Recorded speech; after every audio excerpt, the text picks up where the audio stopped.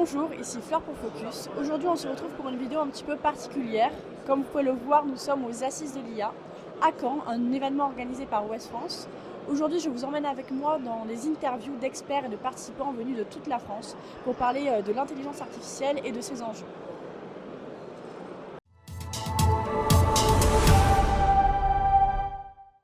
Bonjour. Bonjour, Je vous laisse vous présenter. Cédric Villani, mathématicien, professeur à l'université Lyon 1 et à l'université de Rennes. Laurence de Villers, donc je suis professeure en IA à Sorbonne Université, chercheur au CNRS, et je travaille sur la détection des émotions dans la voix et le langage en interaction avec des robots ou des agents conversationnels. Donc je connais très bien les chats GPT et consorts, et je travaille aussi sur l'éthique de ces systèmes. Stéphanie Yon-Courtin, députée européenne et conseillère régionale de Normandie.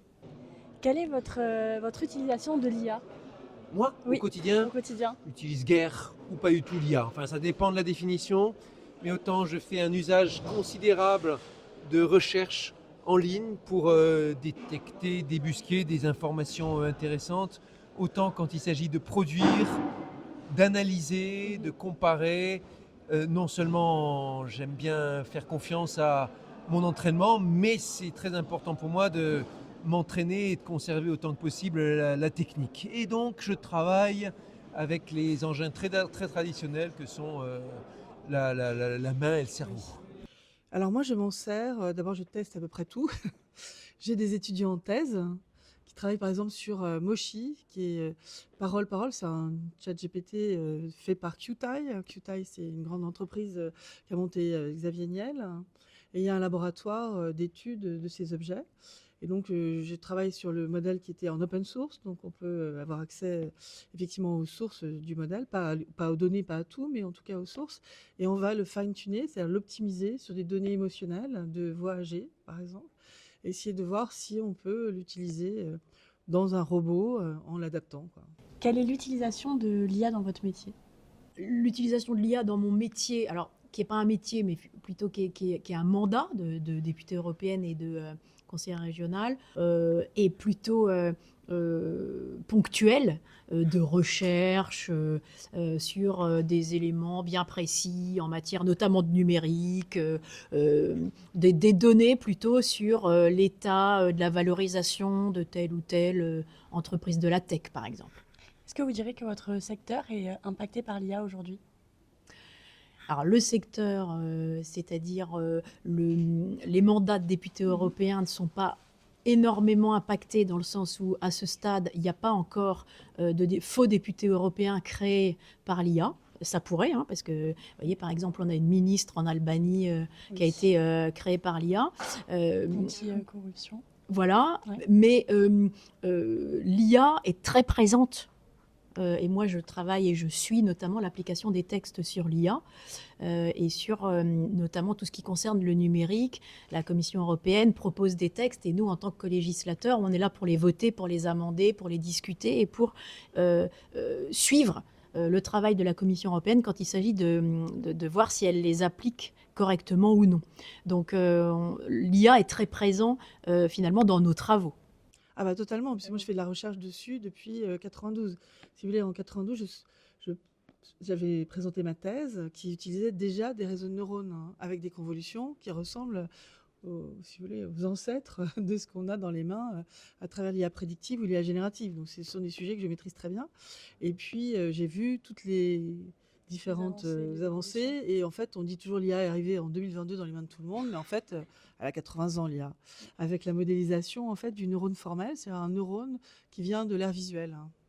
Et donc c'est à partir de cette modélisation assez simple, qui est un modèle mathématique, qu'on a fait ces réseaux complètement connectés avec plein de couches et la propagation du gradient, l'algorithme qui permettait d'apprendre dans ce modèle, il date de 1986. Donc, bon, juste après une on a forme fait différente. beaucoup d'améliorations, mais à chaque fois c'est quelque chose que nous on a vu avancer, quoi.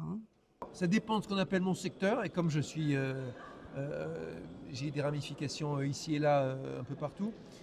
Dans mon activité de personnalité publique, occupée à faire des discours, écrire des tribunes, présider des associations ou une fondation, je pense que le secteur est En ce sens, bien impacté Et même si, par exemple, mes tribunes, je les écris toujours à la main, je sais que c'est un secteur qui évolue et est modifié sous l'action de l'intelligence artificielle. En tant que mathématicien, je constate qu'à ce jour, le secteur de la recherche mathématique est peu impacté par l'IA, contrairement à d'autres recherches scientifiques comme la recherche en médecine, la recherche en chimie, la recherche en biologie, qui sont beaucoup plus transformées. Il y a une raison à ça, qui est que quand on parle de chimie, de médecine, de biologie, on est sur des disciplines très empiriques, où il y a un rôle énorme de l'expérience, dans bien des cas des règles qui ne sont pas comprises, il y a une combinatoire de facteurs qui sont considérables. Entre un physicien et un biologiste, le rapport aux conditions d'expérience change de façon extrêmement importante. Et justement, l'IA apporte dans sa capacité de traitement des informations empiriques en interaction chaotique ou difficile à appréhender, en combinatoire des promesses fortes, dans certains cas des vraies réalisations. Elle vient vraiment en aide, en renfort finalement. Un aide, un renfort sur les diagnostics ou sur par exemple, la météo est en train d'être bouleversée par l'intelligence artificielle, où on voit que dans bien des cas, même des prédictions d'événements rares, les trajectoires de cyclones et des choses comme ça, le travail à partir de données arrive à concurrencer de façon très sérieuse et parfois à dépasser le travail qui est obtenu avec les modèles traditionnels. Les humains. C'est vrai que ça peut être un gain de temps. Alors attention, tout le monde parle de gain de temps sur l'IA. Là, quand je parle de gain sur les cyclones, c'est effectivement, il y a un enjeu spécifique qui est par exemple prédire avec 24 heures d'avance sur les méthodes habituelles la trajectoire du cyclone. Il y a un enjeu de sauvegarde publique, plan d'évacuation, de choses comme ça. Maintenant, dans nos pratiques, il faut faire attention quand on parle de techniques qui arrivent au gain de temps. J'entends ici et là un peu tout le monde dire avec l'IA, on va gagner du temps sur ci et ça. Et ça me rappelle le débat qu'on avait sur les emails dans les années 90, où on disait grâce aux emails, on va gagner beaucoup de temps. Parce que ça mettait tellement moins de temps d'envoyer un email que d'envoyer une lettre. Comme en fait le volume d'échange a été multiplié par 10 ou 100, finalement on passe beaucoup trop de temps sur les mails et les mails sont devenus un problème de productivité renversée, avec des entreprises obligées de mettre des règles pour éviter de s'échanger trop d'emails et ainsi de suite. On me dit que l'IA permet d'écrire un CV en quelques secondes, ok, mais ça permet aussi à un candidat de candidater à 1000 entreprises différentes en un rien de temps, là où avant il était limité. Ça permet à des entreprises de publier toutes sortes d'offres, donc vous avez une augmentation du volume, un effet rebond qui va jouer à plein. Et donc avant de voir, personne ne sait, mais de voir comment ça impactera les équilibres dans notre temps et dans notre productivité finalement à la longue, attendons de voir. Quand vous entendez intelligence artificielle, à quoi vous pensez ? Je pense à un outil. Je pense surtout pas à un ami. Je pense à quelque chose qui est encore très incertain et qui est finalement quelque chose qui est à la fois incertain, qui existe depuis très longtemps et qui est une véritable vague et pas juste technologique, mais qui est véritablement une vague culturelle, qui peut aussi mettre à mal toute la démocratie, nos démocraties. Et donc c'est véritablement une révolution très importante à laquelle on assiste et qui est source à la fois de risques, je l'ai dit tout à l'heure, il ne faut pas en faire une religion, mais aussi d'opportunités. D'opportunités en termes de santé, par exemple. Si on pense à la détection de cancers rares, de maladies rares, et d'aide au quotidien, aux mobilités, ou que sais-je. Je pense que le sujet est mal compris un peu partout. Nous, on a travaillé avec cet oxymore, pauvre riche, intelligence artificielle, c'est un côté humain, un côté machine. Mais ce mot qui a été proposé par John McCarthy en 1956, en fait, lors de Dartmouth, le fameux collège où tout le monde a parlé de l'idée de donner à ces outils des capacités de cognition, c'est-à-dire d'apprentissage, d'aide à la décision, de génération, etc. Ce mot, enfin ces deux mots, choquent beaucoup. Parce qu'en fait, derrière, en plus, les dires des grands géants du numérique qui nous disent que c'est la super intelligence, c'est là, que c'est comme l'humain, etc. Il y a une espèce de bluff total qui fait qu'on a l'impression qu'effectivement, cette machine a des capacités qu'elle n'a pas. Donc on surcapacite les machines et ces machines super intelligentes, eh ben, elles ont des tas de choses à l'intérieur que je pourrais vous décrire qui permettent qu'elles paraissent comme cela. C'est un peu le sujet de votre livre ? Oui, c'est un peu la démystification. Donc j'ai écrit l'IA ange ou démon pour justement révéler un peu de ce monde invisible, hein, qui est à la fois fascinant parce qu'on peut faire des choses extraordinaires en santé, sur l'écologie même, ou même sur une meilleure connaissance que nous avons du monde, hein. On pourrait embarquer dans ces systèmes des données à la fois de santé, du milieu dans lequel on vit, voire de politique locale, voire enfin, de plein de choses pour optimiser ce qu'on est en train de faire. Et peut-être aussi pour la consommation d'énergie. Et en même temps, ça coûte évidemment ces déploiements de machines. Donc il faut trouver le bon équilibre. Il faut parler d'équilibre en fait. L'éthique, c'est trouver des équilibres. Alors j'ai signé aussi cette tribune, qui n'est pas une tribune, qui est plus une lettre de grands chercheurs et de prix Nobel pour dire qu'il faut des red lines. Donc il faut une régulation avec des lignes rouges pour qu'on ne fasse pas n'importe quoi. Puisque j'entends par exemple que ChatGPT serait bientôt dans des nounours ou dans des poupées Barbie. Avec un accord entre Mattel et OpenAI. Alors, je ne sais pas ce que vous en pensez, mais un enfant de 3 ans qui est en train d'apprendre le langage que nous parlons tous, avec une machine qui n'a pas du tout le même langage et qui n'a surtout aucune intention, aucune émotion réelle, tout ça c'est fake, bon, bah, ça peut donner finalement une nature différente des enfants dans les prochaines années.